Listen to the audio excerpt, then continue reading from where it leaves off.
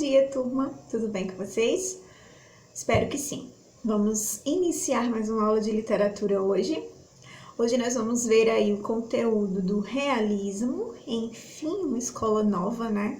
Fechamos aí na aula passada o romantismo, né? Durante toda a escola mais extensa da literatura portuguesa, né? Que foi o romantismo. A gente viu aí detalhadamente os artistas que tiveram grande importância nessa escola, né, do romantismo, assim como em aspectos literários, aspectos artísticos mesmo, do teatro, a pintura, né, nas 3 gerações.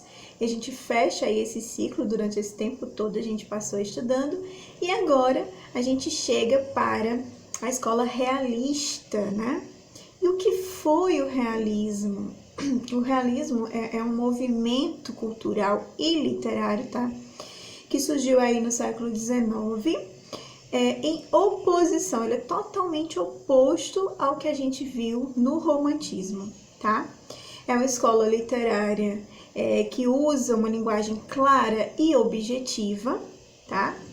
E tem aí como sua temática principal os problemas sociais da época, ok?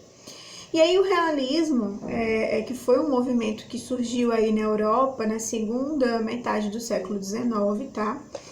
É uma escola literária que vai se destacar, que se destacou bastante pela forte presença da subjetividade em suas obras, tá? Rompendo com o subjetivismo, tá? Ela era bem objetiva. E aquela ideia de perfeição. Então, ela rompe, e essa ideia de perfeição e subjetividade, a gente viu isso muito onde? Lá na escola romantista, né? Romancista.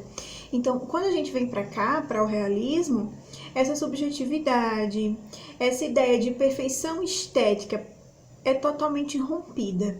Então, a ideia central aí do realismo vai ser justamente a objetividade, tá? Vai ser o ponto, o marco principal, ok? Ela vai ter início aí após a primeira publicação do romance de Gustave Flaubert, tá? De Madame Bovary, onde essa obra aí ela vai relatar o amor e suas consequências, tá? Comentado inclusive sobre o adultério. Então, traz a ideia que era antes fantasiosa, né, do amor, da idealização, ela rompe aí e traz essa grande obra aí da Madame Bovary, que vai relatar justamente uma questão de traição, ou seja, o amor na realidade, né?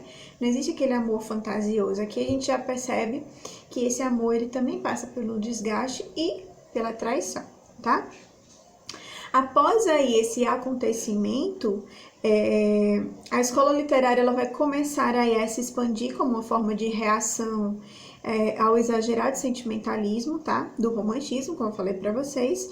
Os artistas desse período, eles procuram estabelecer em suas obras um maior vínculo com a sociedade e buscavam uma representação mais objetiva e direta, sem muitos rodeios. Então, aquela história de fantasiar, não. Eles eram bem objetivos, tá?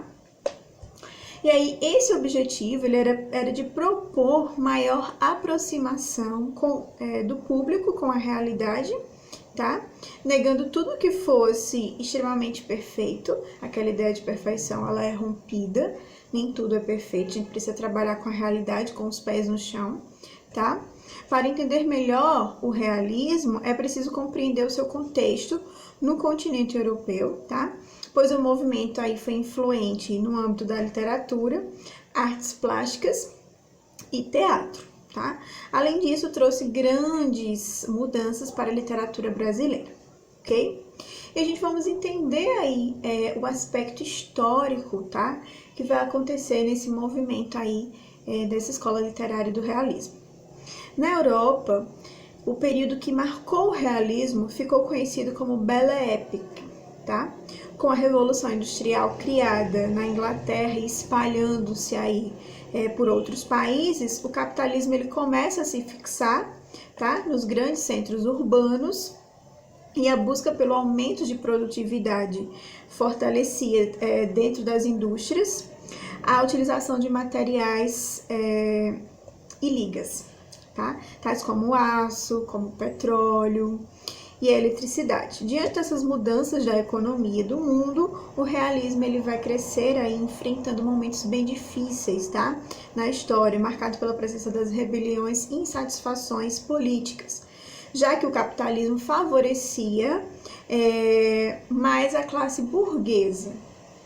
Saiba que os acontecimentos, no entanto, tá, foram importantes para a fixação das principais características desse período, pois é nessa fase que os autores do realismo encontram a oportunidade de relatar a dificuldade encarada pela sociedade em suas obras.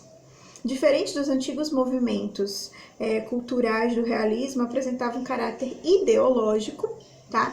Marcado por uma linguagem política e de denúncias aí dos problemas sociais. Que problemas seriam esses, né? A miséria, a pobreza, a exploração, a corrupção, dentre outros. Então, com o capitalismo surge, as indústrias surgem, os trabalhos, a mão de obra surge também, e a partir que isso surge, a gente já vai entender que com isso vai surgir os problemas sociais também, né? Então, o realismo, ele traz essa realidade e expõe mesmo, tá? Então, quando a gente vai partir aí para o realismo na pintura, tá? Nas artes plásticas, os artistas eles buscavam expressar em suas telas o quê? A realidade do dia a dia das pessoas. Então, era muito comum você ter uma tela que representasse a vida cotidiana mesmo, tá? Sem aquela idealização, de fato, real. Então, as cenas que eram mais retratadas era a chamada menos privilegiada da sociedade, tá? Então, para expressar aí os sentimentos de tristeza vivido por essas pessoas, o que acontecia? Os artistas eles usavam cores fortes, tá? Realçando a expressividade dos traços.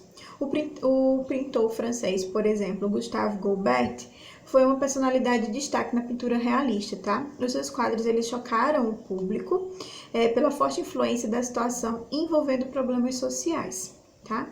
Entre as telas mais famosas que ele vai ter, a gente vai destacar que a gente vai ter aí os quebradores de pedras, tá? E o enterro em Ornans. Além deles, outros artistas marcaram essa época, como os pintores Honoré Daumier, Jules Breton, Jean François, Millet e Edouard Monet, tá? Observem aí essas telas na imagem, aí no vídeo, que a gente vai ter. Observem que é uma cena bem cotidiana, né? A gente tem moças peneirando o trigo em 1853 a 54. Essa tela é de Gustave Courbet, mostrando para o público o trabalho braçal feminino do século XIX. Então, aqui a mulher já começava a trabalhar, né? E trabalhar não em questões só domésticas, né, gente? A gente vê aí que são trabalhos braçais mesmo, de pesados, né? Então, essa é uma realidade cotidiana, né? Então, essas pinturas, elas vão começando aqui no realismo a ganhar uma forma diferente daquilo que era tratado anteriormente pela literatura, né? E pela pintura também. Nessa próxima imagem, a gente tem o autorretrato de Courbet, tá? Desse pintor, produzido aproximadamente em 1843, tá? Ele foi esse que fez a imagem anterior das meninas trabalhando. Então, esse era o Courbet, o grande famoso pintor realista, tá? Mas e o realismo na literatura, né? O que tem aí de interessante? Olha só, na literatura, o realismo vai promover grandes mudanças, tá? Vivendo seu auge da expressão. Os romances realistas apresentam um caráter social e psicológico, enfatizando temas considerados polêmicos pela sociedade, tá? Então, nesse período, os livros também buscam enfatizar a descaracterização aí das instituições sociais, como a Igreja Católica, tá? Perante o povo. Além disso, eles repudiavam o preconceito, a intolerância, a exploração em suas obras, fazendo sempre uso de uma linguagem mais objetiva, de modo que a população pudesse aí realmente se sentir inserida nesse contexto. Então eles eram bem claros e objetivos, porque a ideia era alcançar um público aí que pudesse entender o que eles estavam querendo passar, tá? Era uma denúncia da realidade. O realismo, ele traz pra gente temas muito polêmicos e sociais que antes não eram debatidos e que agora são. Então a literatura transformou-se em uma forma de expor mesmo essas polêmicas e de trazer para uma sociedade o acesso a essas informações e a essas críticas, tá? E aí quando a gente vem para os problemas, né? Podemos dizer aí que entre essas obras literárias que ganharam um bom destaque na passagem do romantismo para o realismo, a gente tem aí a Comédia Humana, escritor de Honoré de Balzac, O Velho e o Negro de Stendhal, de Carme Procé de Mermier, e Almas Mortas de Nicolai Gogol, tá? Em Portugal, um dos maiores expoentes e representantes desse movimento literário vai ser Eça de Queiroz, tá? Com o Crime de Padre Amaro. Lembrem-se de Eça de Queiroz, não esqueçam, tá? Ele vai ser um grande nome de destaque no realismo português, não esqueçam, tá? Observem aí essa tela, tá? Que é Os Quebradores de Pedra, do artista Goulbert, daquele artista que a gente tinha visto. Como eu falei para vocês, é uma imagem do cotidiano, né? Do trabalho, da vida corriqueira mesmo das pessoas. Então, observem aí esses quebradores de pedra, tá? De 1849. Aí, quando a gente vem para o teatro no realismo, as peças elas sofreram uma ruptura nos padrões estéticos de suas apresentações, tá? Pois o herói romântico dava espaço aí para os personagens comuns do cotidiano. Então, aquele herói que era idealizado, lá no romantismo, ele quebra-se, ele perde espaço, perde vez e abre as portas para quem? Para personagens comuns do cotidiano, tá? E como eram esses temas, né? Os temas eram encarados pela sociedade como transformam-se em histórias dramaturgas, tá? O primeiro dramaturgo a apresentar a arte realista nos palcos foi o francês Alexandre Dumas, o autor de A Dama das Camélias. Além dessa obra, a escola realista contou com peças importantes, a exemplo de Raleigh e os Pequenos Burgueses, do artista Gorky, Os Tecelões de Gerard Hauptmann e A Casa de Bonecas, do norueguês Henrik Ibsen. Então, esses são os destaques no teatro realista. O realismo na escultura, a gente tem aí que também ele vai se manifestar, tá? Da mesma forma que na pintura, os escultores buscavam retratar aí as pessoas em situações sem idealizações. A preferência dos artistas era por temas contemporâneos, tá? E muitas vezes eles assumiam aí uma postura política. O artista que mais se destacou nessa vertente foi Auguste Rodin, de 1840 a 1917, que ocasiona aí polêmicas. Logo em seu primeiro grande trabalho, A Idade do Bronze, de 1877, Rodin causa alvoroço. Por quê? Porque o enorme realismo do trabalho chegou a gerar dúvidas quanto à sua produção, tá? Porque se teria sido feita a partir dos moldes de modelos vivos, tá? Então ele pedia para que os modelos fossem lá pousar para que ele pudesse esculpir. E isso, obviamente, vai gerar um certo desconforto social, né? Então a gente tem, observem aí a imagem, A Idade do Bronze, tá? De Rodin, é justamente essa imagem. À direita a gente tem os detalhes da escultura. E dizia-se aí que ele teria feito a partir de moldes humanos de fato, tá? Então, por isso que causou aí tanto alvoroço, né? Então, quando se fala aí de Rodin, é importante citar também a artista Camille Goblet, tá? Que foi uma assistente e amante. Sabe-se que Camille auxiliou aí, finalizou muitas das obras do famoso escultor, tá? De Rodin. Da mesma forma, vale também lembrar que muitos estudiosos aí classificam Auguste Rodin como um precursor do estilo modernista. Então, ele que vai iniciar aí essa escultura, as esculturas, o seu trabalho como uma porta para o modernismo, ok? E aí vale a gente lembrar que as principais características do realismo, essas é que vocês precisam prestar mais atenção, porque entendendo todas essas características fica mais fácil até de vocês compreenderem o texto realista, tá? Que são elas: a objetividade, tá? E ela era usada aí como uma forma de opor ao excesso de subjetividade e idealizações existentes no romantismo. Os autores realistas buscavam representar a realidade exatamente como ela era, sem fantasiá-la, tá?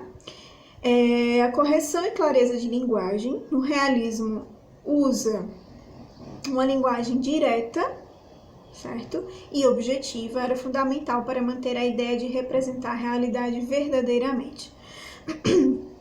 E a gente vai ter também a contenção das emoções, tá? Para os autores do movimento realista. Não era nada interessante apresentar obras com um forte teor sentimental, com a idealização do amor ou da pessoa amada. Tal contenção afasta ainda mais o realismo do romantismo, tá certo? Então a gente tem aí a contenção dessas emoções, o não falar dessas emoções. Uma narrativa mais lenta, tá? Além de contar um enredo, as narrativas realistas também buscavam construir análises, muitas vezes, inclusive, utilizando métodos científicos da sociedade contada nas histórias. Por isso é comum ver longos trechos e reflexões nessas obras realistas. Impessoalidade do narrador, ele não se envolve aí, né? Principalmente no realismo europeu, a utilização do narrador em terceira pessoa é uma das estratégias utilizada pelos autores. Isso porque esse tipo de narrador sugere um certo grau aí de impessoalidade, tá? Enquanto o narrador em primeira pessoa impõe uma visão bem pessoal sobre a realidade, né? Então eles são bem pessoais, eles falam, relatam, mas não se envolvem muito. E o realismo aqui no Brasil, a gente vai ver que ele aparece em 1881, tá? Na época em que o país ainda não era totalmente industrializado, como os países da Europa. A nação era predominantemente rural, tá? Monarquista e escravocrata ainda. Mas a segunda revolução industrial logo trouxe grandes avanços para o desenvolvimento da economia do nosso país, tá? A gente vai ver movimentos como a abolição da escravatura em 1888, fez com que muitos imigrantes procurassem por emprego nos grandes centros urbanos do país, para substituir o trabalho dos escravos, tá? Além disso, vale ressaltar aí o término do segundo reinado de Dom Pedro II, com a proclamação da República em 1889. E entre esses acontecimentos, o realismo, ele manifestou-se aí na literatura brasileira com a publicação das primeiras prosas, tá, gente? Os romances realistas, eles serviram como uma ferramenta crítica nos comportamentos praticados pela burguesia e aos dogmas católicos implantados pela igreja também. Então, ele vai trabalhar muito essa questão aí de uma forma crítica, tá? Para os especialistas em literatura, a ruptura aí com o romantismo, tá? No Brasil, ela vai ser marcada pela publicação do livro Memórias Póstumas de Brás Cubas, tá? Que é do nosso grande querido Machado de Assis. Que, inclusive, esse livro aí, Memórias Póstumas de Brás Cubas, ele foi recentemente campeão de vendas, né, lá nos Estados Unidos, justamente por conta aí daquele fato que aconteceu com George Floyd. Então, eles consideram aí, né, nessa época, esse livro de Machado de Assis, Memórias Póstumas de Brás Cubas, eles consideram como que esse livro aí foi um marco inicial desse movimento realista aqui no Brasil, tá? Já que na obra o autor fez duras críticas à sociedade da época, tá? Em sua carreira, o escritor viveu duas fases, tá? Uma representando a passagem do romantismo para o realismo, que seria aí a fase preparatória, e a outra quando o autor já estava totalmente inserido nas ideias do movimento, que é a fase de fato realista. Então ele passa por essa transição do romantismo para o realismo, tá? O escritor aí se destacou pela veracidade e contemporaneidade, tá? Traduzidas em seu texto, além do uso de uma narrativa totalmente detalhada e descritiva. Tá?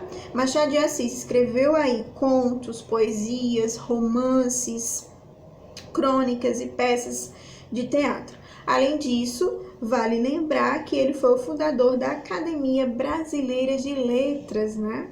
Temos aí a ABL, que os livros que ganharam destaque no realismo de Machado de Assis vão ser aí, ó, Ressurreição, de 1872, A Mão e a Luva, de 1874, Helena, de 1876, Iaga Cia, de 1878, Memórias Póstumas de Brás Cubas, de 1881, Quincas Borba, de 1886, Dom Casmurro, de 1899, Esaú e Jacó, de 1904, Memória de Ares, de 1908. Então, a gente tem aí grandes obras de Machado de Assis, tá?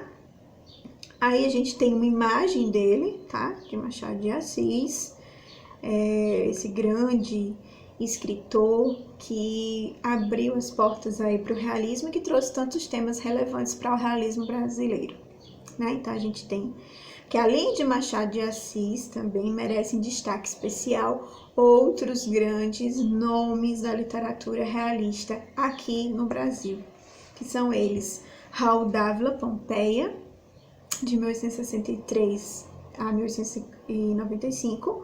Raul Dávila Pompeia, ou mais conhecido como Raul Pompeia, foi um jornalista, escritor e orador brasileiro que publicou seu primeiro romance chamado Uma Tragédia no Amazonas, tá? De 1880. Todavia, Raul aí se destacou no realismo da literatura brasileira com a célebre obra denominada O Ateneu, tá? Primeiramente foi publicado nos folhetins e posteriormente na obra completa. A gente também vai ter outro grande nome, que é o Visconde de Tauane, que foi escritor crítico, sociólogo, músico, artista plástico, professor, engenheiro militar, político, historiador brasileiro, ele mil e uma utilidades, né? É um dos fundadores da Academia Brasileira de Letras também, e foi o primeiro e único Visconde de Tauane, título concedido por Dom Pedro II em 1879. Na carreira literária, ele se destacou aí pelo romance regionalista Inocência, publicado em 1872. Nele, retrata pessoas e costumes no interior do país, mais precisamente da cidade de Parnaíba, no sertão do Mato Grosso, tá? A arte realista no Brasil, a gente vai ter aí que esse foi um movimento realista que não se dá da mesma maneira na Europa, vai haver divergências do realismo europeu para o realismo brasileiro nas artes, tá?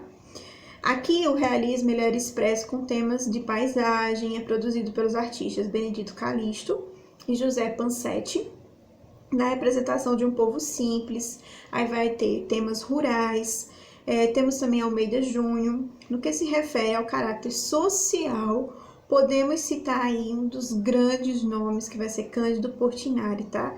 Portinari aí ele vai pintar quase umas 5.000 obras e conseguiu prestígio nacional e internacional dificilmente igualado aqui no Brasil. Ele foi um grande nome na arte realista. Sua produção retrata aí principalmente questões sociais. Algumas vertentes da arte da época, como o realismo, cubismo, surrealismo e o muralismo mexicano, serviram de inspirações para o artista, tá? Ele tornou-se renomado ao explorar temáticas brasileiras que incluem a luta das classes dos trabalhadores, das plantações, das favelas e cidades. E aí a gente tem algumas imagens aí de artistas realistas. A gente tem o Violeiro, tá? Se você observar também é uma cena bem típica do cotidiano. Essa obra é de 1899, do artista Almeida Júnior.